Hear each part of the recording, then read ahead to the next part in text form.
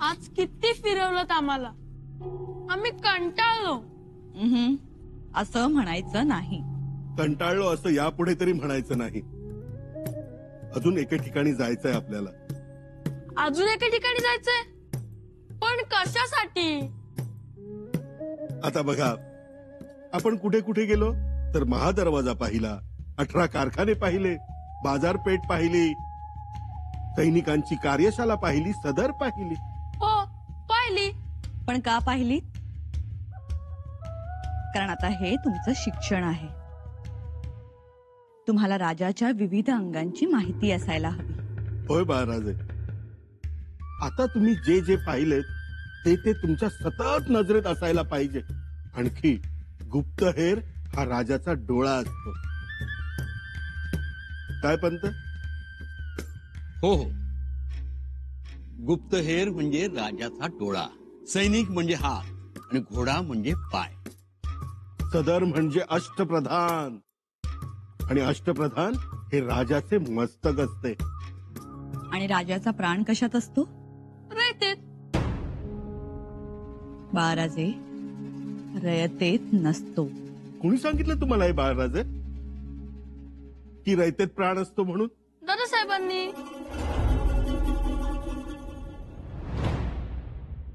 वा वा वा, अगदी योग्य शिकवण.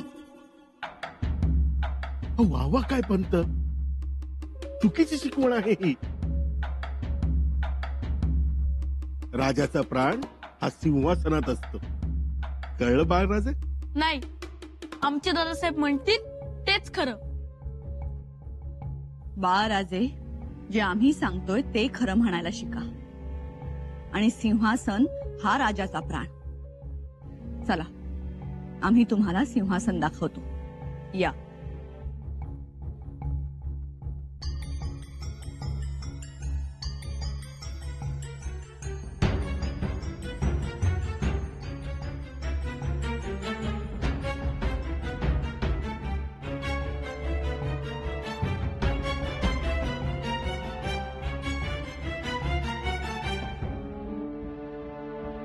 युवराजांनी सिंहासन पाहावं, युवराजांना सिंहासन दाखवावं असा संकेत आहे. हो, पण आमच्या दादासाहेबांनी आम्हाला कित्येकदा दाखवलंय. आम्ही ते पाहिले त्यांच्या पाठकुळी बसून. बघा, बाळराजांना हे आधीपासून ठावे आहे. ठावे असेल, पण तरी आज आता जी ठिकाणं दाखवली ती तुम्ही रोज बघितली पाहिजे. बघाल ना बाळराजे? जी मातोश्री. बघा मोरोपंत, बाळराजे हो म्हणाले. किती आज्ञेत आहेत मातोश्रींच्या. संस्कारी आहेत. संस्कारी आणि आज्ञाधारक मुलंच पुढे जाऊन सर्वांची प्रिय होतात, राज्य करण्यास काबिल होतात, नाही का? बाळराजे, आता सुरनीस पंत तुम्हाला दरबार मंडपात आणखीन खाता खोचा समजावून सांगतील. या.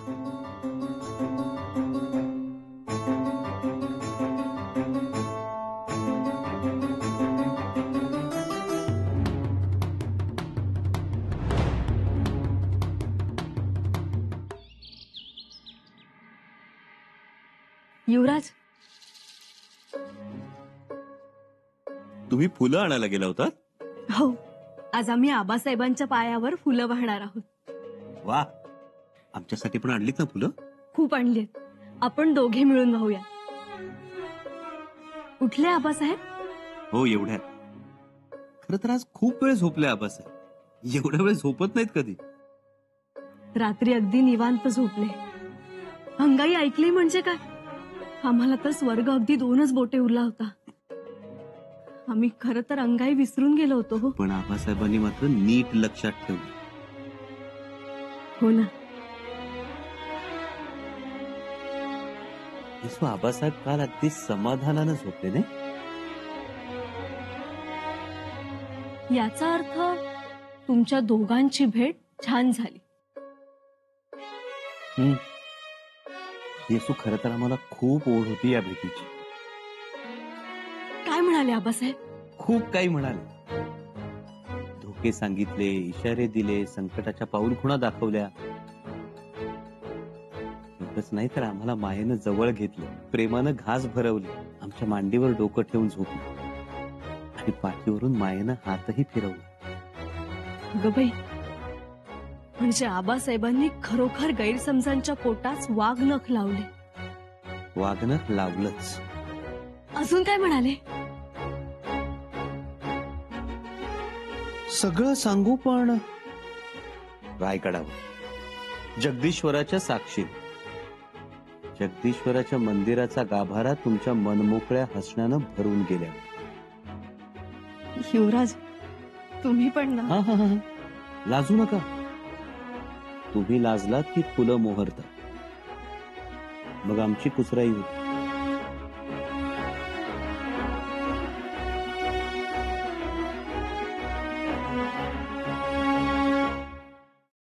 आज किती किती फिरलो आम्ही. हो, पण ते जरुरी होतं की नाही? हो, पण हे सगळं आम्ही बघितलं होतं पूर्वी दादासाहेबांच्या पाठीवर बसून. हो, पण तेव्हा तुम्ही मूल होतात आणि आज जे पाहिलंय ते मोडचा राजा म्हणून पाहिलंय. म्हणजे म्हणजे तेव्हाच्या पाहण्यात आणि आत्ताच्या पाहण्यात काही फरक आहे का नाही? हा, तेव्हा तुम्ही काय पाहिलं होतं तर गंगासागर. हो, गंगासागर, महादरवाजा, जगदीश्वराचे मंदिर, बाजारपेठ, शस्त्रागार. आणि आज काय पाहिलं तुम्ही? दारू गोळ्याचं कोठार, अष्टप्रधानांचे वाडे, खाशी सदर, होळीचा माळ, निशाणकाठीची जागा, खलबतखाना आणि आणि सिंहासनाची जागा. आणि पागाही बघितली आम्ही. बरोबर. मातोश्री, आम्ही एवढे फिरलो, आम्हाला आता खूप भूक लागली, जेवायला द्या. एवढ्यात तुम्हाला भूक लागली सुद्धा? बर, आम्ही की नाही तुमच्यासाठी तहान लाडू, भूक लाडू बनवायला घेतो, पण एवढ्यात मिळणार नाही. अजून अवकाश आहे. मुतपाक खाण्यात कोणीच नसेल. मातोश्री, आमच्या पोटात कावळे ओरडत आहेत. असं? बर, मग तुम्ही असं करा, तुम्ही पुतळा मातोश्रींच्या महाली जा. त्यांनी की नाही लाडू केलेत, ते जाऊन खा. लाडू मातोश्रींच्या हातचे? चालेल. अहो, सावकाश जा.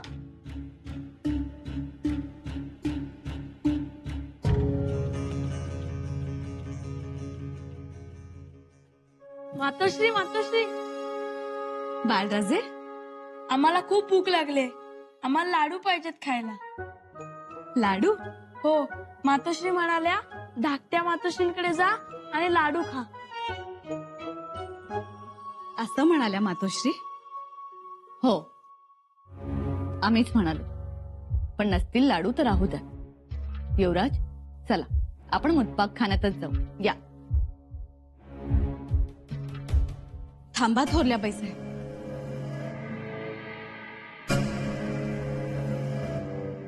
बाळराजे, आमच्या महाली लाडू खायला आलात आणि आम्ही तुम्हाला मोकळ्या हाताने जाऊ देऊ? नाही नाही, ते झालंच.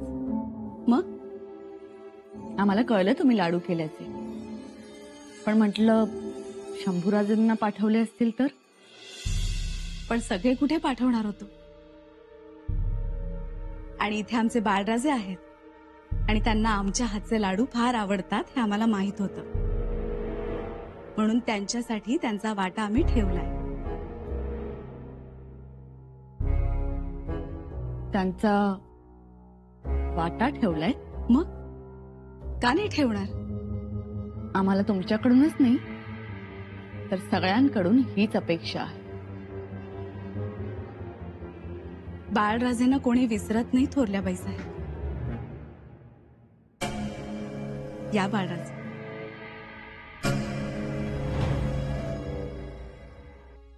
युवराजनी, युवराजनी. बोला युवराज. हे काय? मुकुट अंबाबाईच्या नवसाचा. उद्या आम्ही जाणार आहोत देवीला. तुम्ही सुद्धा येताय ना अंबाबाईच्या दर्शनाला? आम्ही येऊ न येऊ, पण तुम्ही ही सगळी कामं भरकन उरकून घ्या. केव्हाही रायगडावर निघावं लागेल. मग जाऊच की. आमच्या सगळ्या संदुका भरून घ्या, सगळं सामान घ्या. जिरेटोप आणि शेल्यांच्या संदुका भरल्यात आम्ही. अंगारखे तेवढे राहिलेत युवराज. तेही भरून घ्या. येसू आबासाहेबांनी जे सांगायचं ते सांगून झालं. सगळं नियोजन ठरल्याप्रमाणे पार पडले. आता आबासाहेब कधीही म्हणतील रायगडावर चला आणि निघावं लागेल. आम्ही तर तयारीतच आहोत. आणि युवराज, संदुका भरायला असा कितीचा वेळ लागतोय? कधी एकदा रायगडावर जातोय असं झालंय आम्हाला. जायचं तर आहेच. आता कधी एकदा पुन्हा रायगड पाहतोय असं झालंय. खूप ओढ लागली. रायगडावर असलो ना की आऊसाहेबांच्या कुशीत असल्यासारखं वाटतं आम्हाला. युवराज, आमच्या अंदाजानुसार 2 दिवसात निघणं होईल आपलं. युवराजनी आबासाहेब निघा म्हणायचा अवकाश आमचा घोडा अर्ध्या रस्त्यापर्यंत पोहोचलाही असेल. बघाच तुम्ही. काय मसलती चालल्या? आबासाहेब,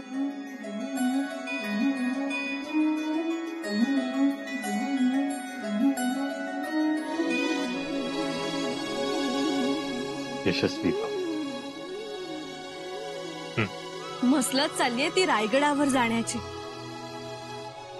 संदुका भरण्याचे आदेश दिले युवराजांनी आम्हाला.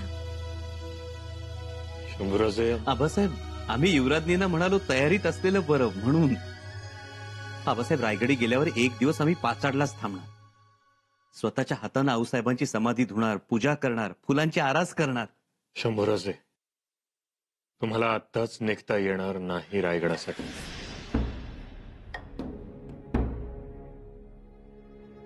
आबासाहेब, होय शंभूराजे, तुम्ही न निघण्यामागची कारण 2. एक तर रायगडावरचं आत्ताचं वातावरण तुमच्यासाठी अनुकूल नाहीये. विरोधाचे ताबूत जरा थंड होऊ द्या, मग या.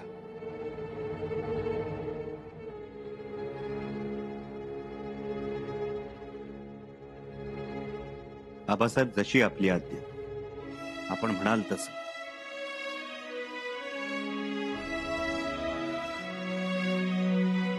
हो युवराज, आपलं यश, आपला त्याग नाही बघवत बऱ्याच जणांना. त्याची कल्पना आहे आम्हाला. थोडे दिवस शंभूराजे, आम्ही जाऊन आमच्या कारभाऱ्यांच्या मनातली केलमिश दूर करतो. आम्हाला कळतंय शंभूबाया, तुम्हाला खूप यातना होत असतील, पण हा ही आपल्या राजनीतीचाच एक भाग समजावा.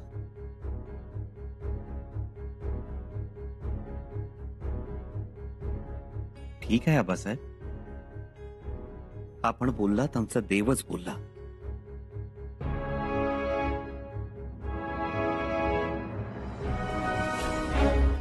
रायगडाहून खलिता आहे. गडावरून खलिता?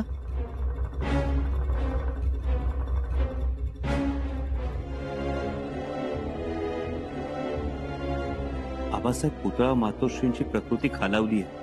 राजियांस भेटण्यासाठी आतुरल्या आहेत. काय? पुतळा राणी साहेबांची प्रकृती खालावली? आपल्याला सगळ्यांनाच जावं लागेल तिकडे तातडीनं. सुनबाई, तयारीला लागा. शंभूराजे, तुम्ही नुसते दिसलात तरी औषधाशिवाय बऱ्या होतील त्या. आवरा पटकन. ठीक आहे. पण काय झालं असेल? तुमची आणि युवराजांची वाट बघण्यात तकलीफ तर झाली नसेल ना मातोश्रींना? आता तिथे गेल्याशिवाय आपल्याला काहीच करणार नाही. काही करा. महाराज, पन्हाळगड धोक्यात आहे. आणि पन्हाळ्याबरोबर दक्षिणेचा नव्यानं घेतलेला मुलूक, तो सुद्धा अडचणीत येणार. का? काय खबर? दिलेर खानानं सर्जा खानाशी हात मिळवणी केली. सैन्याची जमवाजमव चालू आहे. लय मोठ्या संख्येनं सैन्य गोळा झालंय. दिलेर खान पन्हाळ्यावर चालून यायची संधी शोधतोय महाराज. किती दिवस लागतील त्याला पन्हाळ्यावर यायला? 4-8 रोज? दिलेर खान लय आक्रमक झालाय. शंभूराजे रायगडी जाऊन येतील इतकी फट सापडेल? नाही महाराज, ती हवाला मी नाही देऊ शकत. आंबेरावांना बोलवून घ्या तातडीनं. जी. आबासाहेब, तुम्ही धावपळ करू नका. आम्ही इथंच थांबतो. आपण जावं. नाही शंभूराजे, तुम्ही देखील चला. मातोश्रींना भेटा आणि पुन्हा या. आबासाहेब, तुम्ही रायगडावर जाणं गरजेचं आहे आणि आम्ही पन्हाळ्यावर थांबणं महत्वाचं आहे. आबासाहेब, दिलेर खानाचा अभ्यास आहे आम्हाला. त्याला कशी धूळ चारायची हे बखूबी माहिती आहे. आम्हीच त्याला 4 मुंड्या चित करू शकतो. होय महाराज, हे पण खरंच आहे म्हणा. आणि आबासाहेब तुम्हीच म्हणाला होता दक्षिणेचं राज्य सांभाळण्यासाठी पन्हाळा सोयीचा आणि त्यासाठी तरुण नेतृत्व हवं. आबासाहेब आम्ही आनंदानं ही जबाबदारी स्वीकारू. आम्हाला संधी द्या. शाबास शंभूराजे शाबास. क्षणभरासाठी आम्हीच आम्हाला आठवलं. वैयक्तिक सुखापेक्षा स्वराज्य कार्यासच नेहमी महत्व दिलंय आम्ही. आबासाहेब आपण आखून दिलेला आदर्श हीच आमची वाट. ठीक. आम्ही उद्या पहाटेलाच रायगडाच्या दिशेने रवाना होतो. सोनबाई इथेच थांबतील. बैरजी, या.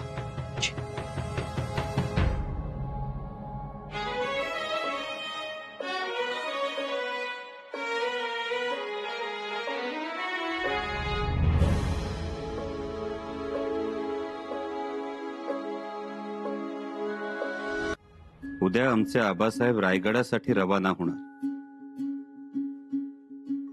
आणि आम्ही मात्र इथंच थांबणार पन्हाळ्यावर. वाटलं होतं आबासाहेबांबरोबर रायगडावर जायला मिळेल. सुरुवातीला तर ते आम्हाला न्यायलाच आलेत असं वाटलं होतं, पण आमच्या लाडक्या रायगडाचं दर्शन एवढ्यात आम्हाला होणार नाही.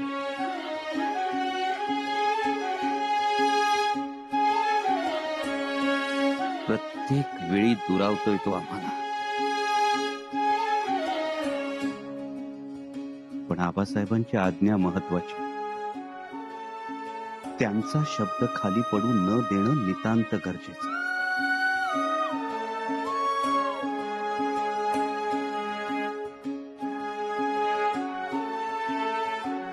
आबासाहेब म्हणतात तसं रायगडावरचं वातावरण निवळणार कधी आणि आमच्या विरोधात नाचणारे ताबूत थांबणार तरी कधी. जो जो आम्ही एक एक पाऊल रायगडाच्या दिशेनं टाकतोय तो तो 2 पावलं मागं जातोय. एवढे मोठे आमचे आबासाहेब, छत्रपती, महाराज, राजाधिराज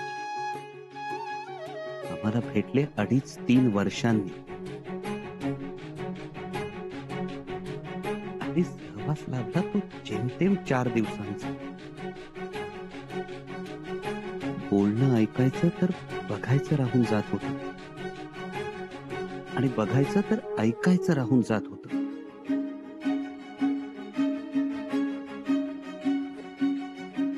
पुन्हा कधी भेटतील आबासाहेब?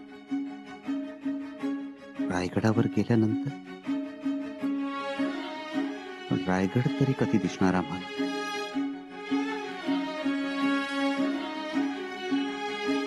माहित नाही.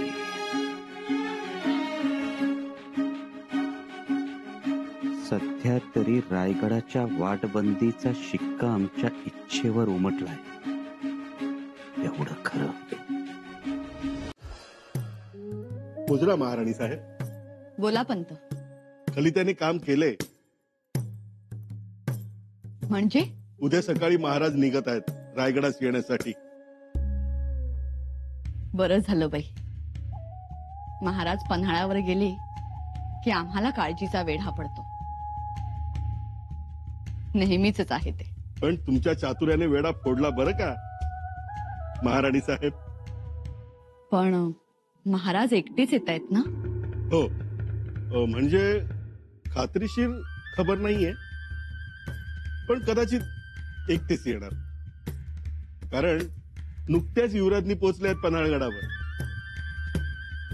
बरं झालं बाई. महाराज गडावर नसले की गड कसा सुना सुना वाटतो बाई.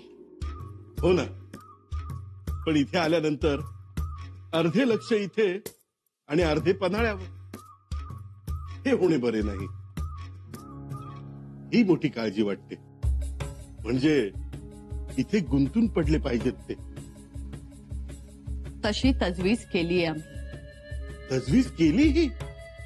बघा, तजवीज केलीये. आणि तजवीज आहे युवराज राजाराम राजेंचं लग्न.